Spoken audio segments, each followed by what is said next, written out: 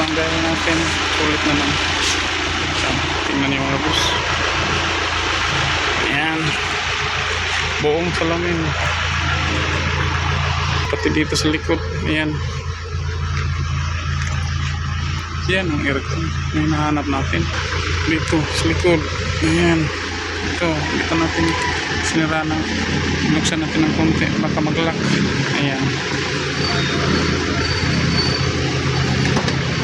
So, grabe ang ginawa. Parang nasa ice tayo. Ayan. Sige mga boss, tandaan nyo lang ganito. Naka-pull, naka-trio na tayo. Kayo na mag-adjust kung saan ang ating fan, blower fan, at saka naka-recirculation mode, saka pamutang mo. Ayan. Okay.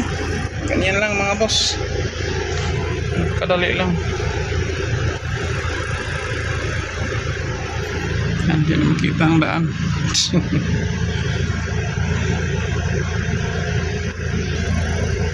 Okay mga boss, tapos na tayo. Kahit malayo tayo, nasa Basay Negros Oriental tayo. Ayan, napakadaming isda dito mga boss. Pero sulit naman natin pinunta dito. Okay, hindi tayo pinahirapan ng sasakyan na to, ng Isuzu. Ganda talaga ng mga Isuzu.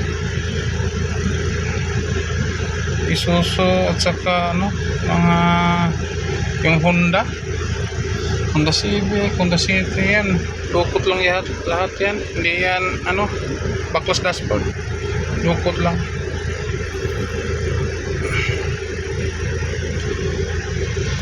Okay mga boss, thanks for watching and don't forget to like, share and subscribe. Thank you and bye bye. God bless us all. Burns Mix TV. Na tayo, ang service tayo, andito tayo sa Basay Negros Oriental. Okay, daming isda dito sa lugar nito mga boss. Ayan, ito, simula na tayo. May isa tayong gagawin na itong Isuzu Crosswind. Ayan,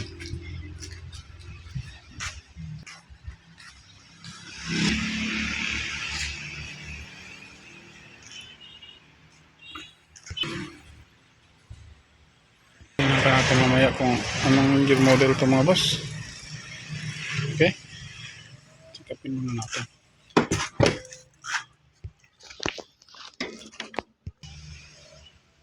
Ayan, bago na aking yung compressor, galing sa ibang talya ito mga boss.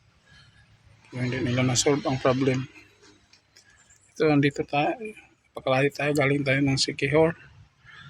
Pumunta lang tayo dito sa Basay para ating i-home service itong sasakyan ni Busing. Ayan.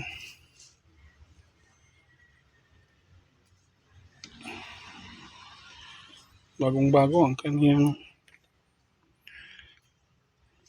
aircon compressor. Pati takip, bagong-bago. Hindi talaga ugali ang magpapalit ng compressor kung gumagana pa mga boss. Kung kaya natin i-repair natin yan. Pero pag palitin na talaga, dyan pa tayo. Pag mag-black oil na siya, o saka loose compression na talaga. Okay mga boss, ito. Ayan. Okay. Lagyan muna natin mahiwagang gauge. Ayan mga boss, na-isolback na natin ating low side at saka high side. Ayan. Okay.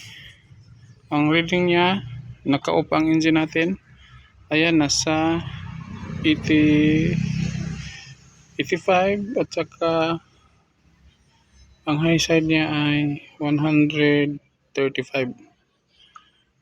Ang normal nito mga boss, hindi nakapatay ang ating engine, 90 to 100 magkabilaan, high and low.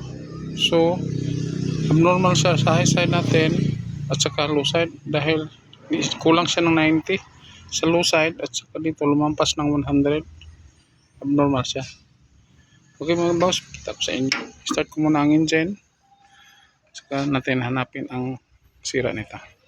kung ano ang problema nito. Ayan.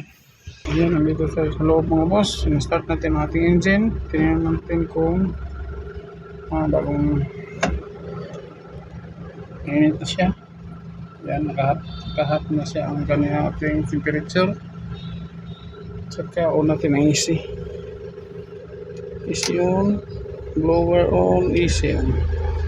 Ayan, umikot na siya mga boss. Cold circulation. Dito tayo. Ayan. Lumalamig naman siya.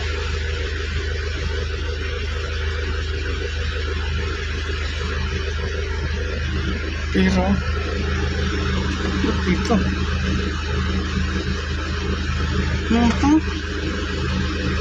private mo sa dito sa ibaba.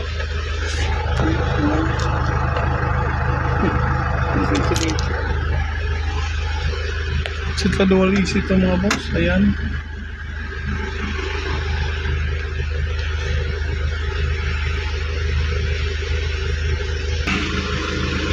Dito sa likod, ayan. Diba na?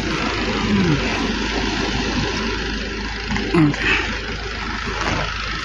Yan, may mic naman siya. So, pakita ko sa inyo anong problema nito mga boss. Ayan, direct to the point tayo. Ayan mga boss. Dito, naka-on ang ating isa. Dito sa ating tubig. Dito sa 40 45 siya. Ang halos ang answer niya ay nasa 225 keratic.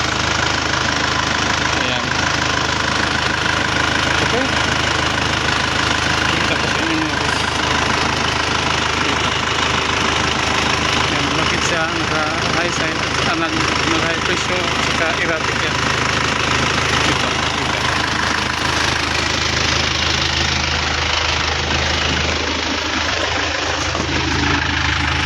Ayan, gumamit tayo ng ating magic carpet na hiniram natin ni Aladdin.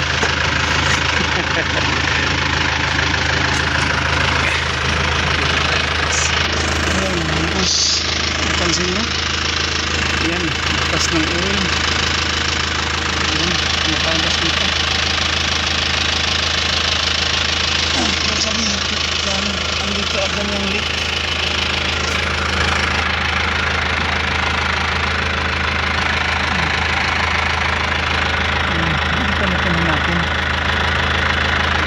Saan ipag-isip nito?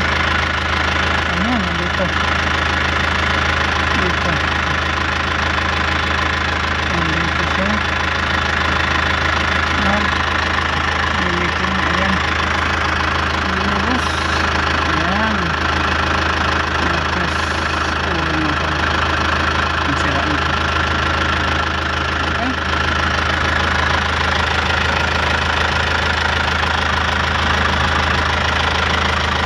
Simple lang ito mga boss. Ayan, manggal na nila.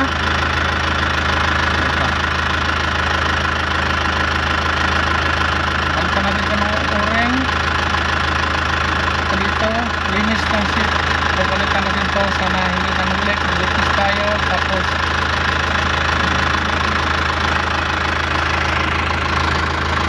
change oil tayo ng ating compressor. And then nawala na ito ng nawala na ito ng oil at linis ng system. Ayun, balik sa dating lamig ito mga boss. Okay mga boss, abangan. Okay, alam na natin kung anong sira.